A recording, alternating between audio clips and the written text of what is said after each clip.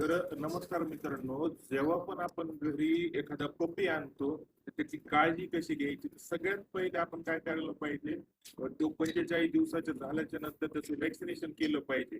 आणि घरी आणल्याच्या नंतर जेव्हा आपण मदर पासून पिल्लू वेगळं होतं, त्या टाइमला आपण काय करायला पाहिजे, किंवा त्याला आपण सॅरलॅक द्यायला पाहिजे. सॅरलॅक दिल्याच्या नंतर काय होते की पपी जो आहे त्याचं इंडायजेशन वगैरे होत नाही आणि गॅस्ट्रो पार्व या आजारापासून वाचून राहते. आणि जसं तुमचं 2 दिवस 3 दिवस होतील, तेव्हा तुम्ही त्याच्यामध्ये कोणत्याही चांगल्या कंपनीचं स्टार्टर फूड तुम्ही चालू करू शकता. त्याने काय होईल की पिल्लू चांगलं वाढेल, त्याची वाढ चांगली होईल. आणि बरोबर तुम्ही योग्य वेळी त्याची डिवॉर्मिंग करा. आणि त्याच्या जेवणामध्ये कॅल्शियम, मल्टीव्हिटॅमिन आणि लिव्हर टॉनिक जेवणाचे 1 तास अगोदर जर दिलं, तुम्हाला लक्षणीय वाढ पिल्ल्यामध्ये बघायला मिळते. आता जे फरवाले डॉग आहेत यांच्यासाठी तुम्हाला ओमेगा 3, ओमेगा 6, ओमेगा 9 हे कंटेंट असलेलं एखादं सिरप चालू करावं लागते, सप्लिमेंट चालू करावं लागते, जेणेकरून याचा पोट व्यवस्थित राहतो आणि मॉइश्चर राहतात.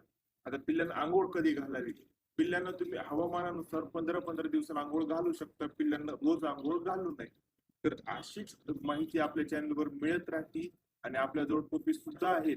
तर कोणाला लागत असतील तर मला व्हॉट्सअपला मेसेज करा. व्हॉट्सअपचा नंबर कमेंट बॉक्समध्ये टाकलाय. धन्यवाद.